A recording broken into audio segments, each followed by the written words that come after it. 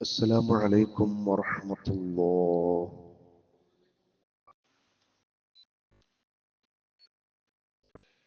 إن الحمد لله نحمده ونستعينه ونستغفره ونؤمن به ونتوكل عليه ونعوذ بالله من شرور أنفسنا ومن سيئات أعمالنا.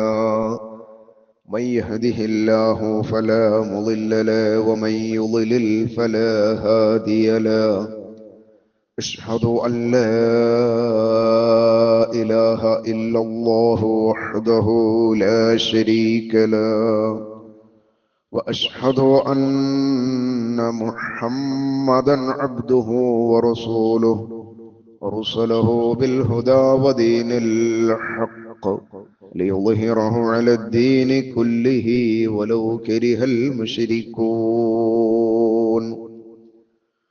اللهم صل على محمد وعلى آل محمد كما صليت على إبراهيم وعلى آل إبراهيم إنك حميد مجيد. اللهم بارك على محمد وعلى آل محمد كما باركت على إبراهيم وعلى آل إبراهيم إنك حميد مجيد. أما بعد فإن خير الحديث كتاب الله، وخير الحدي حدي محمد صلى الله عليه وسلم، وشر الأمور محدثاتها وكل محدثة بدعة وكل بدعة ضلالة وكل ضلالة في النار. أعوذ بالله من الشيطان الرجيم. يا أيها الذين آمنوا اتقوا الله حق تقاته ولا تموتن إلا وأنتم مسلمون. بسم الله الرحمن الرحيم. لله ما في السماوات والأرض إن الله هو الغني الحميد. ولو أن ما في الأرض من شجرة أقلام والبحر يمده من بعده 7 أبحر ما نفدت كلمات الله إن الله عزيز حكيم. ما خلقكم ولا بعثكم إلا كنفس واحدة إن الله سميع بصير.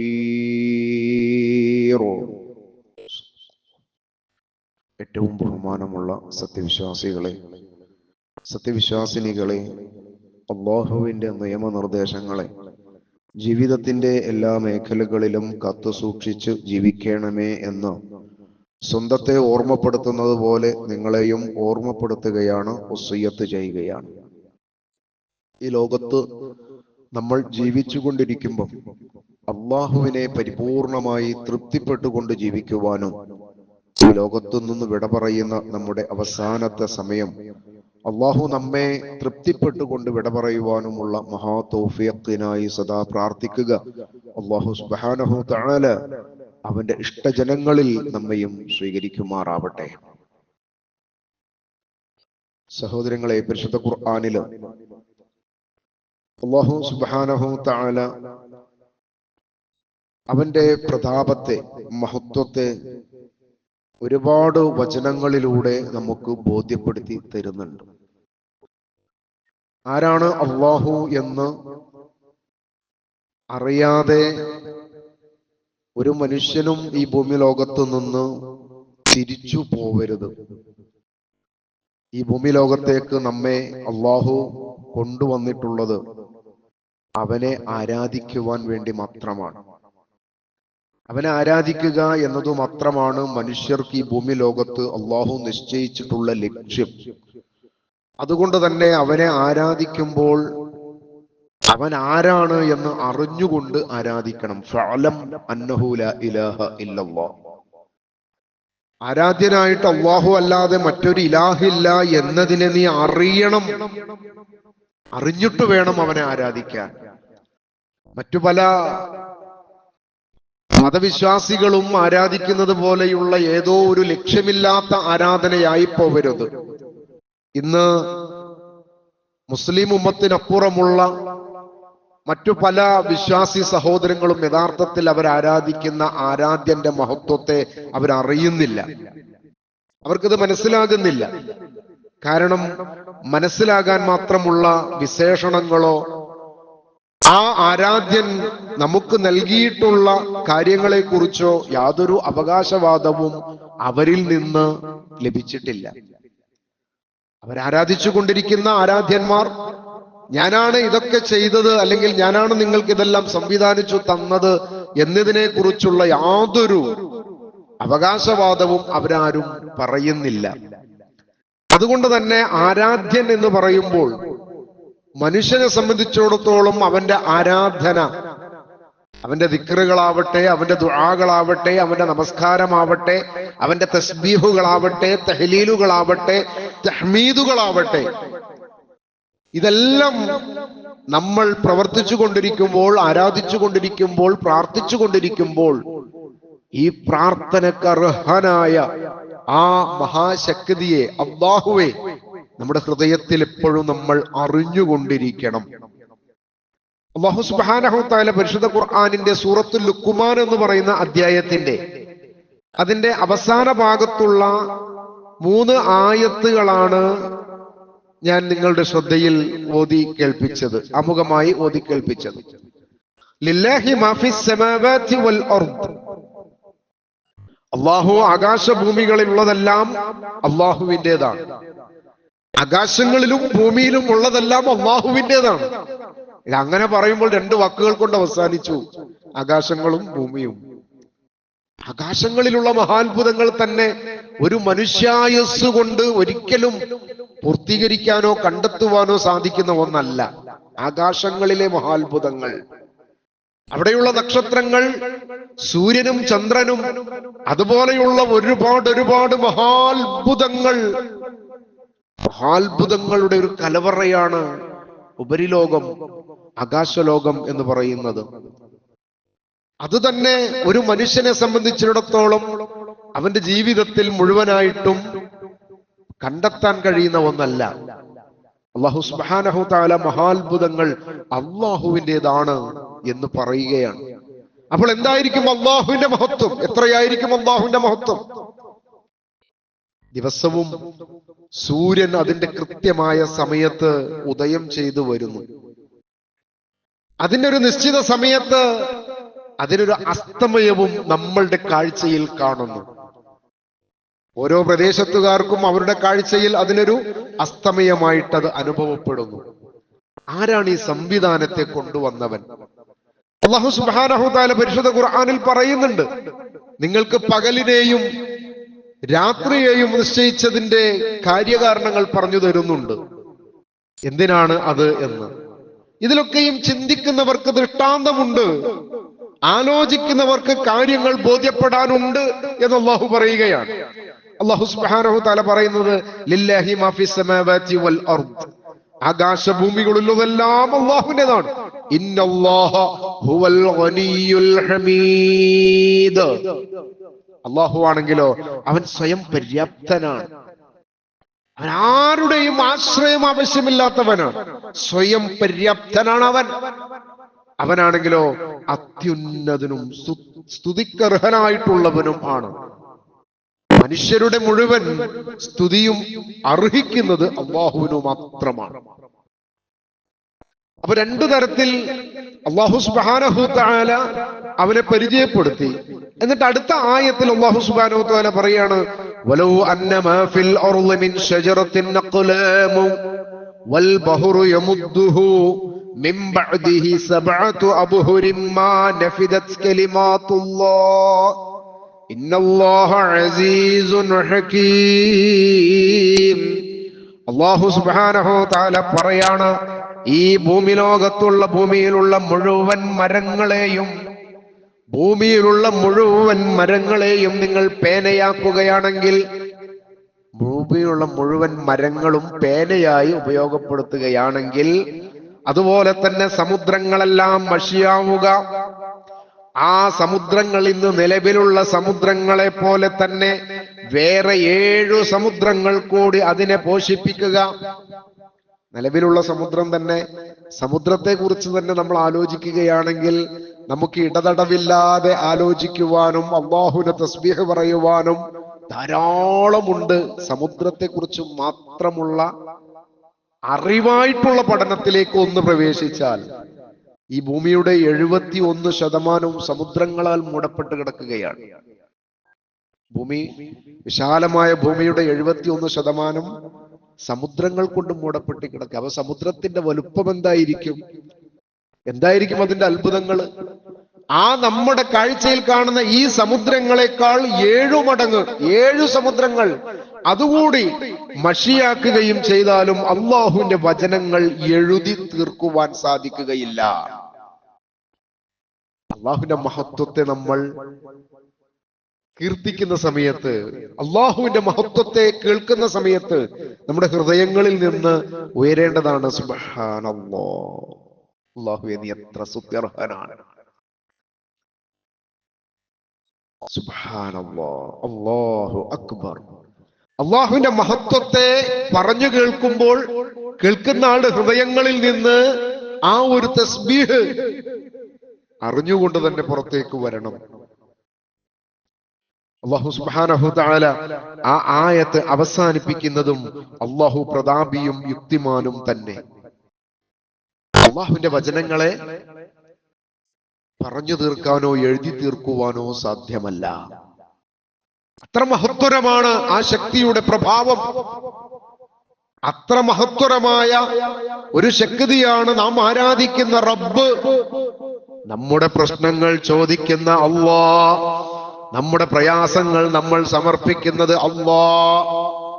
ആ റബ്ബിന്റെ മഹത്വരം എത്രയൊക്കെയും പരിശുദ്ധ ഖുർആൻ നമുക്ക് പറഞ്ഞു തന്നിട്ടും ഇന്നും അതാ മനുഷ്യരിൽ ബഹുഭൂരിപക്ഷം ആളുകളും നന്ദി കെട്ടവരായി കൊണ്ട് ആ റബ്ബിനോട് പറയേണ്ടുന്ന കാര്യങ്ങൾ അതാ റബ്ബല്ലാത്ത മറ്റു പല മഖ്ലൂക്കുകളുടെയും മുമ്പിൽ പറയുകയാണ്. മറ്റു പല സൃഷ്ടികളുടെ മുമ്പിലും പറയാൻ മനുഷ്യന് ഒരു ലജ്ജയുമില്ല, ഒരു ആലോചനയും ഇല്ല. ഞാൻ ഈ പറയുന്നത് കൊണ്ട് ഈ പറയുന്ന വ്യക്തികൾ എന്റെ ഈ പ്രശ്നങ്ങൾ തീർത്തു തരാൻ പര്യാപ്തരാണോ? ഇവരത് കേൾക്കുമോ? എന്താണ് അവരുടെ തന്നെ അവസ്ഥ? നമ്മൾ പറയുന്ന സൃഷ്ടികളുടെ അവസ്ഥ എന്താണ്? എത്രയോ ദുർബലനാണ്. എന്നാൽ ഒരു ദുർബലതയും സംഭവിക്കാത്ത സ്തുത്യർഹനായ സ്വയം പര്യാപ്തനായ ഈ സർവ്വലോകങ്ങളെയും അതിനെ സംവിധാനിച്ച് പരിപാലിച്ചു കൊണ്ടിരിക്കുന്ന ഹയ്യായ എന്നെന്നും ജീവിച്ചിരിക്കുന്ന ഖയ്യൂം സർവ്വതും നിയന്ത്രിച്ചു കൊണ്ടിരിക്കുന്ന ആ റബ്ബിന്റെ മുമ്പിലാണ് നിങ്ങളുടെ പ്രശ്നങ്ങൾ പറയേണ്ടത് എന്ന് പറയുമ്പോൾ അത് മനുഷ്യന് ഇന്നും ഉൾക്കൊള്ളാൻ സാധിക്കുന്നില്ല എന്നത് ആ റബ്ബിനെ അറിയേണ്ട വിധത്തിൽ അറിഞ്ഞിട്ടില്ല എന്നത് കൊണ്ടാണ്. അടുത്ത ആയത്തിൽ അല്ലാഹു സുബ്ഹാനഹു തആല ഒരു കാര്യം കൂടി ഓർമ്മപ്പെടുത്തി തരികയാണ്. മാ ഖൽഖുകും വലാ ബഅസുകും ഇല്ലാ കനഫ്സിൻ വാഹിദ ഇന്നല്ലാഹ സമീഉൻ ബസീർ. അല്ലാഹു സുബ്ഹാനഹു തആല പറയും, മാ ഖൽഖുകും, നിങ്ങളെ സൃഷ്ടിക്കുന്ന ഈ ലോകത്തുള്ള മുഴുവൻ സൃഷ്ടിപ്പുകളും അല്ലാഹു നടത്തുന്നത് ഒരു സൃഷ്ടിയെ സൃഷ്ടിക്കുന്നത് പോലെയാണ്. അല്ലാഹു ഈ സർവ്വതും അല്ലാഹു സൃഷ്ടിച്ചത് അതിന് പ്രത്യേകമായിട്ട് ഒരു ഭാരമോ ഒന്നും അല്ലാഹുവിന് വരുന്നില്ല, വളരെ നിസ്സാരമാണ് എന്ന്. ഇനി നിങ്ങളെ അല്ലാഹു നിങ്ങളെ സൃഷ്ടിക്കുകയും അല്ലാഹു ഉദ്ദേശിക്കുന്ന ഒരു സമയത്ത് ഈ മുഴുവൻ സൃഷ്ടികളെയും ഉയർത്തെഴുന്നേൽപ്പിച്ച് ഒരു മഹ്ശറ വൻസഭയിൽ എത്തിക്കുകയും ചെയ്യുക എന്നത് അള്ളാഹുവിനെ സംബന്ധിച്ചിടത്തോളം അതൊരു വലിയ കാര്യമേ അല്ല. വളരെ നിസാരമായിക്കൊണ്ട് ചെയ്യാൻ പറ്റുന്ന ഒന്നാണ്. അള്ളാഹു ആയത്ത് അവസാനിപ്പിക്കുന്നത് അള്ളാഹു എല്ലാം കേൾക്കുന്നവനും എല്ലാം കാണുന്നവനും ആണ് എന്നാണ്. എല്ലാം കേൾക്കുന്നവനായ അള്ളാഹു, എല്ലാം കാണുന്നവനായ അള്ളാഹു, അവന്റെ മുമ്പിലല്ലേ നമ്മൾ പറയേണ്ടത്? കഴിഞ്ഞ ആഴ്ചയിൽ ഒരു പണ്ഡിതൻ, അദ്ദേഹം വലിയ ഒരു സദസ്സിന്റെ മുമ്പിൽ അദ്ദേഹം പറയാണ്, ഒരു മനുഷ്യന്, ഒരാള് ഒരു ഷെയ്ഖിന്റെ അടുത്ത് വന്നിട്ട് നിങ്ങളെ കൂടെ എന്നെ കൂട്ടണം എന്ന് ആവശ്യപ്പെട്ടു. ഒരാള് വന്നിട്ട് നിങ്ങളെ കൂടെ എന്നെ ഒന്ന് കൂട്ടണം. അപ്പൊ ഷെയ്ഖ് പറഞ്ഞു, അങ്ങനെ പെട്ടെന്ന് കൂട്ടാൻ പറ്റൂല. ഒരു കൊല്ലം നിന്റെ പ്രധാനപ്പെട്ട ഇബാദത്തുള്ള നമസ്കാരമല്ലാത്ത ബാക്കിയുള്ള മുഴുവൻ സമയം ഇടവിടാതെ ഒരു കൊല്ലം നീ ഇരുന്ന് പറയണം അനജാമോസ്. ഒരു കൊല്ലം പറയണം. ആ ദിക്ർ നീ ഒരു കൊല്ലം പറയണം, എന്നാലേ അന്നെ നമ്മളെ കൂട്ടത്തിൽ കൂട്ടാൻ പറ്റുള്ളൂ. എന്താ പറയണ്ട്? അനജാമു, ഞാനൊരു പോത്താണെന്ന് അയാൾ ഒരു കൊല്ലം ഇരുന്ന് പറയണം. അതൊരു ദിക്റാണോലോ? ദിക്ർ എന്ന് പറഞ്ഞാൽ എന്താന്ന് പോലും ഈ പറയുന്ന പുരോഹിതന് മനസ്സിലായിട്ടില്ല എന്നുള്ളതാ. എന്താ ദിക്ർ? അങ്ങനെ ആ മനുഷ്യൻ ഒരു കൊല്ലം അത് പറഞ്ഞു. അദ്ദേഹത്തിന്റെ അടുത്ത് വന്നു, എന്നിട്ട് പറഞ്ഞു, കൂട്ടാനായിട്ടില്ല, ഇനി 2 കൊല്ലം കൂടി തന്നെ പറയണോ?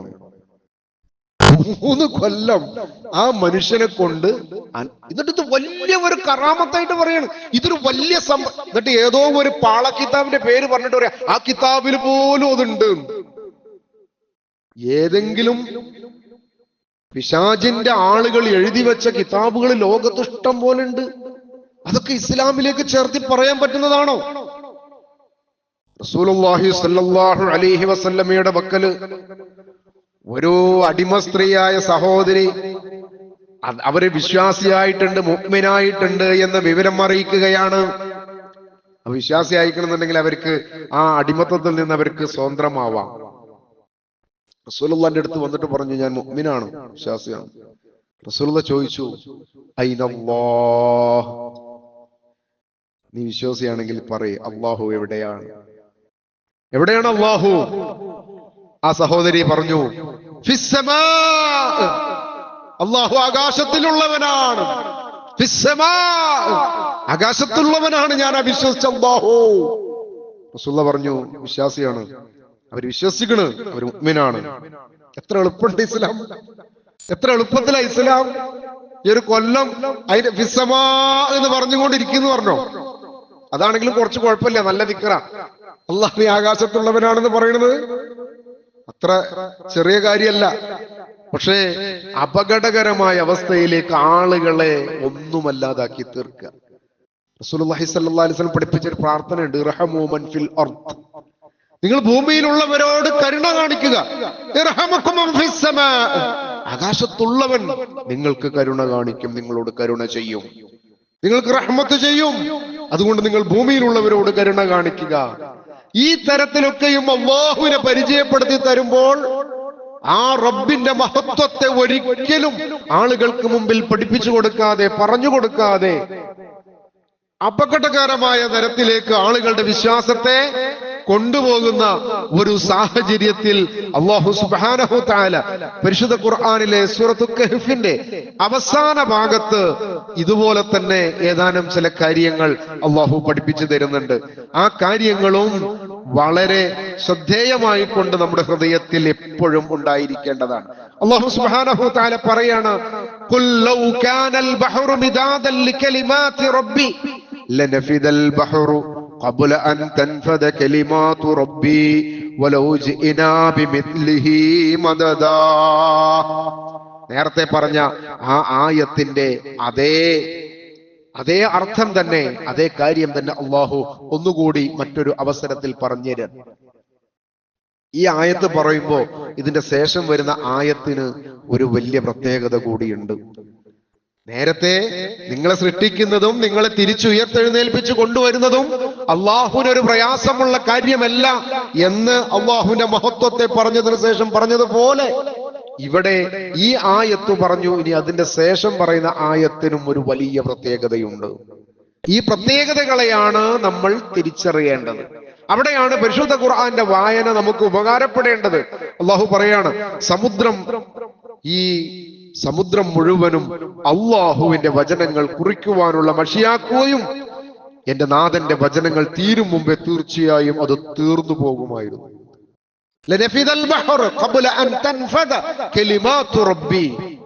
അള്ളാഹുവിന്റെ വചനങ്ങൾ എഴുതി തീരുന്നതിന് മുമ്പ് ഈ കാണുന്ന സമുദ്രത്തിലെ വെള്ളം മുഴുവനും മഷിയായി ഉപയോഗിച്ചാൽ അത് അവസാനിച്ചു പോവുക എന്നല്ലാതെ അള്ളാഹുവിന്റെ വചനങ്ങളെ എഴുതി തീർക്കുവാൻ സാധ്യമല്ല. അത് വെറുതെ പറയുന്ന ഒരു ആലങ്കാരിക മുസ്ലിങ്ങൾ വിശ്വസിക്കുന്ന അള്ളാഹുവിനെ അങ്ങോട്ട് പൊക്കി പറയുക എന്നുള്ളതല്ല. ഇത് ആധുനിക ലോകം ശാസ്ത്രം അംഗീകരിക്കുന്ന ഒന്നാണ്. മനുഷ്യ ശരീരത്തിന്റെ അത്ഭുതങ്ങളെ കുറിച്ച് തന്നെ ഒരു ജീവിതകാലം മുഴുവനും ഒരു മനുഷ്യന് പഠിച്ച തീരൂല. നോക്കൂ, നമുക്കിന്ന് ഏതെല്ലാം തരത്തിലുള്ള വൈദ്യ ചികിത്സ രംഗത്തുള്ള ഡോക്ടർമാരെ നോക്കൂ. കണ്ണിനെ നോക്കുന്ന ആള് കണ്ണിനെ കുറിച്ച് തന്നെ അവന്റെ ജീവിതകാലം പഠിക്കണം, എന്നാലേ അവനൊരു ചികിത്സിക്കാൻ ഇരിക്കാൻ പറ്റാനുള്ള സമയം കിട്ടുള്ളൂ.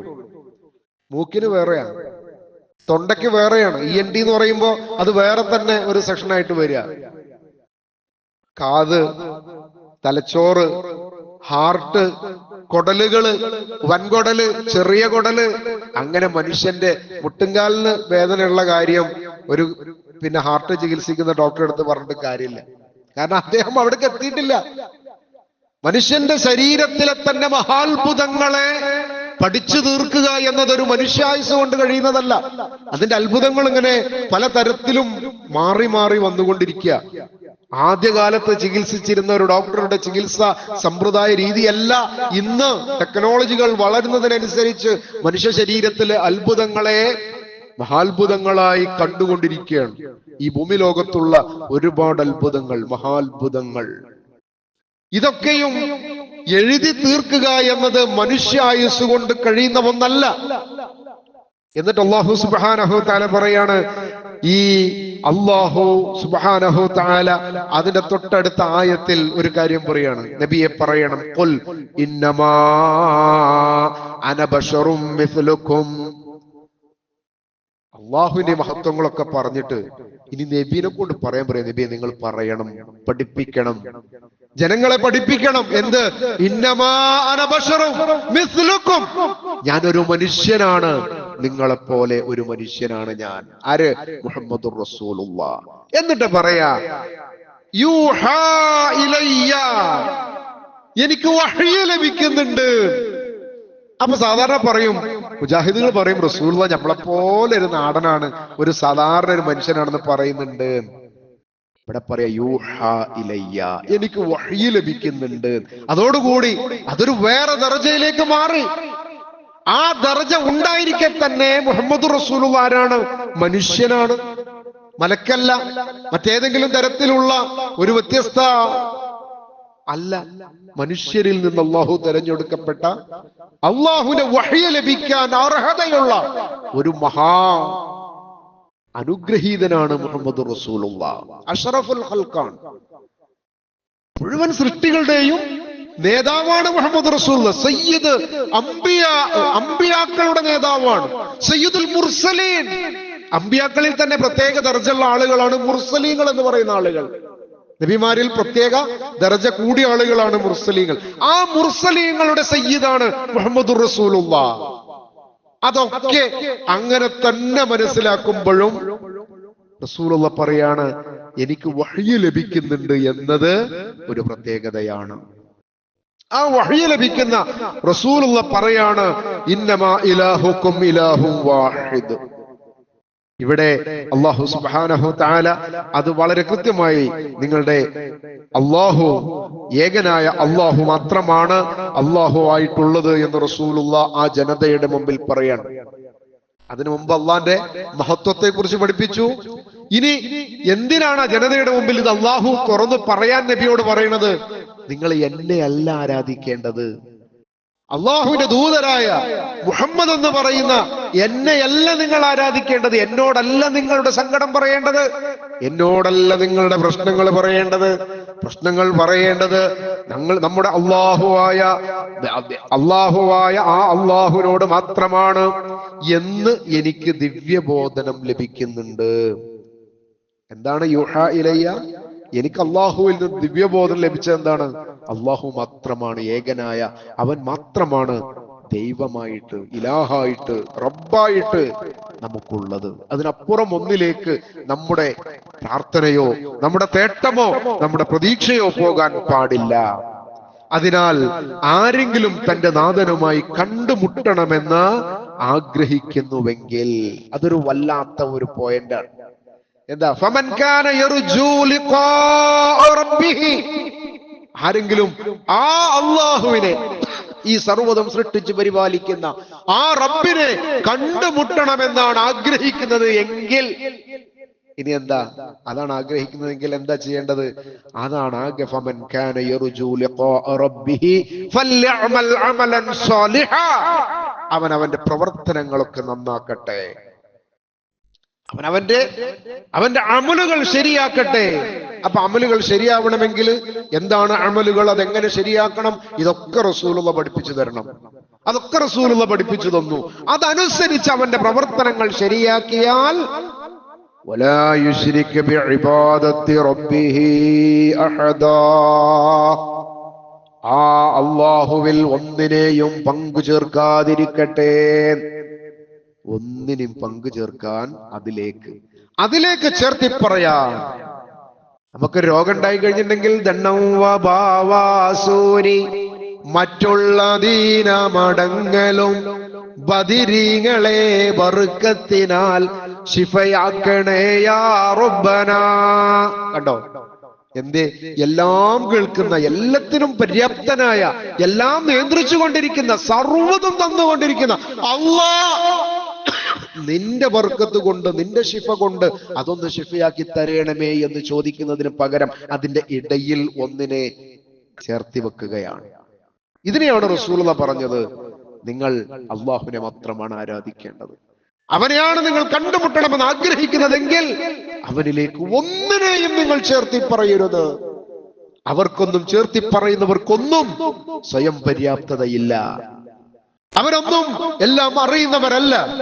അവരുടെ തന്നെ ജീവിതത്തിൽ ഒരുപാട് പോരായ്മകൾ ഉള്ളവരാണ്. നോക്കൂ, നമ്മുടെ നാട്ടിൽ തന്നെ ഇന്ന് നമ്മൾ അറിയുന്ന ഏറ്റവും ഉയർന്നൊരു പണ്ഡിതനെ നമ്മളൊന്ന് നോക്കുക. ഏതെല്ലാം തരത്തിലുള്ള രോഗം ഉണ്ടെന്നറിയോ? ഷുഗർ ഉണ്ട്, പ്രഷർ ഉണ്ട്, അതുപോലെ തന്നെ സോഡിയത്തിന്റെ കുറവുണ്ട്, പൊട്ടാസ്യത്തിന്റെ കുറവുണ്ട്. സകലമാന പ്രശ്നങ്ങളും കൊണ്ട് ആഴ്ചയിലോ മാസത്തിലോ ഇടതടവില്ലാതെ ആശുപത്രിയിൽ പോയി ഡോക്ടറെ സമീപിച്ചുകൊണ്ട് മരുന്ന് കുടിച്ചുകൊണ്ടിരിക്കുക. അയാളൊന്നുകൊണ്ട് മരിച്ചു നോക്കട്ടെ. അയാളൊന്നാണ്ട് മരിച്ചു കഴിഞ്ഞിട്ടുണ്ടെങ്കിൽ മനുഷ്യരിതൊക്കെ മറക്കും. പിന്നെ നമ്മളെ പ്രശ്നങ്ങളൊക്കെ അവിടെ ചെന്നിട്ടാ പറയണത്. ഞാൻ എൻ്റെ നാട്ടില് മഞ്ചേരിയിൽ ഉണ്ടായിരുന്ന 2 ഉസ്താദുമാരുണ്ടായിരുന്നുണ്ട്. അവര് അവിടെ ഇങ്ങനെ ഒരു പ്രചാരം ഉണ്ടായി. നമ്മുടെ കുണ്ടോട്ടി കീശ്ശേരി ആ റോട്ടില് തൃപ്പനച്ചി എന്ന് പറയുന്ന സ്ഥലത്ത് ഒരു മുഹമ്മദ് മുസ്ലിയാരുണ്ട്. മുഹമ്മദ് മുസ്ലിയാർ എന്ന് പറഞ്ഞ ഒരാളുണ്ടായിരുന്നു. അപ്പൊ അയാളെടുത്ത് എന്ത് എന്ന് പറഞ്ഞാലും കാര്യങ്ങളൊക്കെ ശരിയാവും എന്നുള്ളൊരു പ്രൊപ്പഗണ്ട, അങ്ങനെയാണ് ആളുകൾ വിശ്വസിച്ചിരുന്നത്. അങ്ങനെ ഞാനും എൻ്റെ ഉസ്താദുമാരും എൻ്റെ നാട്ടിലെ 2, 3, 4 സുഹൃത്തുക്കളും ഞങ്ങളൊക്കെ കൂടി ഒരു വാഹനത്തിൽ അവിടെ പോയി. അവിടെ ചെന്നപ്പോ ഈ മനുഷ്യനെ തെരഞ്ഞെടുക്കുകയാണ്. അപ്പൊ ഇയാൾ എവിടെ ഇരിക്കണെന്ന് വെച്ചാൽ അവിടെ കുറെ ആൾക്കാർ റോട്ടുമുണ്ടാവും. അതാണ് അയാൾ എവിടെ ഉണ്ട് എന്ന് അറിയാനുള്ളതിന് ജീവിച്ചിരിക്കുന്ന സമയത്താ. അപ്പൊ ഞാൻ അദ്ദേഹത്തെ പിന്നെ ഇരിക്കുന്ന ഒരു മരപ്പണി നടക്കുന്ന ഒരു ഷെഡിന്റെ അവിടെ ആൾക്കാർ ഇങ്ങനെ നിൽക്കുന്നുണ്ട്. ഓ പറഞ്ഞു അതിന്റെ ഉള്ളിലുണ്ട് ആള് എന്ന് പറഞ്ഞു. അപ്പൊ അവിടെ ഇങ്ങനെ ചെന്ന് നിന്നപ്പോ പുറത്ത് കുറെ ആൾക്കാരുണ്ട്. അതിൽ 1-2 ആൾക്കാരോട് ഞാൻ ചോദിച്ചു, എന്താണ് നിങ്ങൾ വന്ന മുറാദ്? അപ്പൊ ഒരാൾ പറഞ്ഞു, ഷുഗർ കൊണ്ട് പ്രയാസപ്പെട്ടിട്ട് വളരെ ബുദ്ധിമുട്ടാവുന്നു, മൂപ്പരോട് പറയാൻ വന്നതാണ്. എന്നാലോചിച്ച് നോക്കാണ്, ഒരു മനുഷ്യനോട്, അദ്ദേഹത്തോട് ഇയാൾക്ക് ഷുഗർ ഉണ്ടെന്ന് പറഞ്ഞുകൊണ്ട് എന്താ കാര്യം? എന്താണ് അതുകൊണ്ട് ഉപകാരം? ഇനി അയാൾ മരിച്ചപ്പോ ഇപ്പൊ അദ്ദേഹത്തിന്റെ ഖബറും ജാറും ഷാറായിട്ട് അവിടെ ഉണ്ട്. അവിടെയും ചെന്നിട്ട് എന്താ പറയാ? ഈ രോഗങ്ങളെ കുറിച്ചാണ്, ജീവിതത്തിൽ മനുഷ്യനുണ്ടാകുന്ന പ്രതിസന്ധികളെ കുറിച്ച്. അല്ലാഹുമ്മ അൻത ശാഫി, അല്ലാഹുവേ നീയാണ് ശിഫ നൽകുന്നവൻ. ലാ ശിഫാഉക, വേറൊരു ശിഫ ഇല്ലല്ലാ, അല്ലാഹുവേ നിന്നിൽ നിന്നല്ലാത്തൊരു ശിഫ ഇല്ല എന്ന് മുഹമ്മദ് റസൂലുള്ളാഹ് നമുക്ക് പഠിപ്പിച്ചു തരിക. നിങ്ങൾ അങ്ങനെ പ്രാർത്ഥിക്കണം. ആ പ്രാർത്ഥന പോലും മനുഷ്യർ പ്രാവർത്തികമാക്കുന്നില്ല. പ്രയാസങ്ങൾ ഉണ്ടാകുമ്പോ അല്ലാഹുവേ നീയാണ് ശിഫ നൽകുന്നവൻ, അല്ലാഹുവേ നീ ശിഫ നൽകണമേ. ലാ ശിഫാഉക ഇല്ലാ ശിഫാഅൻ യുഖാദിറു സഖമ. എന്റെ ജീവിതത്തിൽ ഈ രോഗം കൊണ്ടുണ്ടാകുന്ന മുഴുവൻ പ്രയാസങ്ങളും തീരെ എന്റെ ശരീരത്തെ പ്രയാസപ്പെടുത്താത്ത തരത്തിൽ എനിക്ക് നീ രോഗശമനം നൽകണേ അല്ലാഹ് എന്ന് പ്രാർത്ഥിക്കേണ്ടുന്ന വിശ്വാസികൾ പലപ്പോഴും അവരുടെ നേർച്ചകളും അവരുടെ തേട്ടങ്ങളും അവർ കാണിക്കപ്പെട്ടിൽ പണമിടുന്നതുമൊക്കെ ഭൗതികമായ പല ആവശ്യങ്ങൾക്കും ഈ ശക്തികൾ വ്യക്തികൾ പരിഹരിച്ചു തരും എന്ന വിശ്വാസത്തിൽ. എങ്ങനെ മുസ്ലിമാവും? എങ്ങനെ പരിശുദ്ധ ഖുർആനിനെ അംഗീകരിക്കാൻ പറ്റും? എങ്ങനെ മുഹമ്മദ് റസൂലുള്ളാഹിയെ സ്വീകരിക്കാൻ പറ്റും? അതുകൊണ്ട് പരിശുദ്ധ പ്രവാചകനായ മുഹമ്മദ് റസൂലുള്ളാഹിയെ ധിക്കരിച്ചുകൊണ്ടുള്ള ഒരു ജീവിത ശൈലിയും ഇസ്ലാമിൽ യാതൊരു സ്ഥാനവും ലഭിക്കുകയില്ല. ആ മുഹമ്മദ് റസൂലുള്ളാഹിയെ അംഗീകരിക്കാത്ത, അവിടത്തെ പഠനങ്ങൾ സ്വീകരിക്കാത്ത ഒരു ജീവിതം കൊണ്ട് മുസ്ലിമായി ജീവിക്കാൻ സാധിക്കുകയില്ല. അതുകൊണ്ട് സഹോദരങ്ങളെ, പരിശുദ്ധ ഖുർആൻ വളരെ കൃത്യമായിട്ട് ഈ തരത്തിലുള്ള അള്ളാഹുവിന്റെ മഹത്വങ്ങളെ നമുക്ക് പറഞ്ഞു തരുമ്പോൾ ആ മഹത്വങ്ങളെ ഉൾക്കൊണ്ടുകൊണ്ട് നമ്മുടെ ജീവിതത്തിൽ നാം ആരാധിക്കുന്ന റബ്ബാരാണ്, ആ റബ്ബിന്റെ പ്രത്യേകതകൾ എന്തൊക്കെയാണ്, ആ റബ്ബിന്റെ മഹത്വം എന്താണ് എന്ന് തിരിച്ചറിഞ്ഞുകൊണ്ട് ആ റബ്ബിനോട് പ്രാർത്ഥനകൾ പ്രാർത്ഥിക്കുമ്പോൾ ആ പ്രാർത്ഥന കൊണ്ട് നമ്മുടെ മനസ്സിനു തന്നെ വല്ലാത്ത ഒരു സൗഖ്യം അള്ളാഹു നൽകും. അത്തരത്തിൽ അള്ളാഹുവിനെ അറിഞ്ഞ് ആരാധിക്കുന്ന യഥാർത്ഥ വിശ്വാസികളിൽ അള്ളാഹു നമ്മെ ചേർക്കുമാറാവട്ടെ.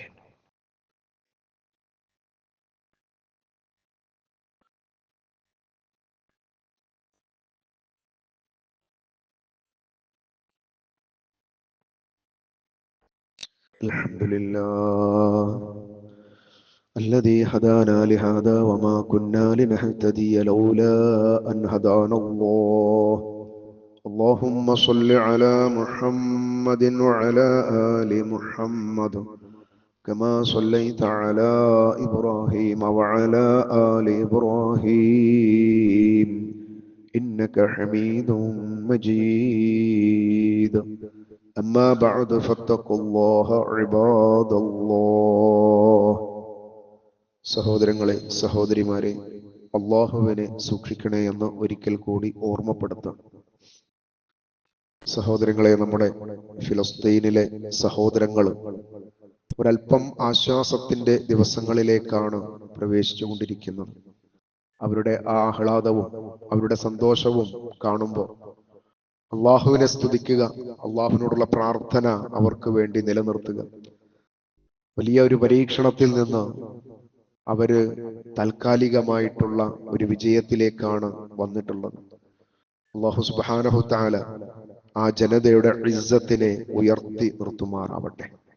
മസ്ജിദുൽ അഖ്സ നിലകൊള്ളുന്ന ആ പ്രധാനപ്പെട്ട വിശ്വാസികളുടെ ഹൃദയത്തിൽ വളരെ ആദരവുള്ള ആ മസ്ജിദിന്റെ ആ പ്രദേശവും അതിന്റെ പരിപൂർണ ഉത്തരവാദിത്തവും അവിടുത്തെ വിശ്വാസികളുടെ കൈകളിലേക്ക് എത്തുന്നത് വരെ അല്ലാഹു സുബ്ഹാനഹു തആല അവരുടെ ഇസ്സത്തിനെ, അവരുടെ ആത്മാർത്ഥതയെ, അവരുടെ പ്രവർത്തനങ്ങളെ അല്ലാഹു അവർക്ക് എളുപ്പമാക്കി കൊടുക്കുമാറാവട്ടെ. اللهم اغفر للمؤمنين والمؤمنات والمسلمين والمسلمات الأحياء منهم الأموات إنك مجيب الدعوات يا قاضي الحاجات. اللهم ربنا هب لنا من أزواجنا وذرياتنا قرة أعين واجعلنا للمتقين إماما. اللهم ربنا تقبل منا إنك أنت السميع العليم وتب علينا إنك أنت التواب الرحيم واغفر لنا يا غافر المذنبين آمين برحمتك يا أرحم الراحمين. സഹോദരങ്ങളെ, വരുന്ന ചൊവ്വാഴ്ച നമ്മുടെ ഈ പള്ളിയിൽ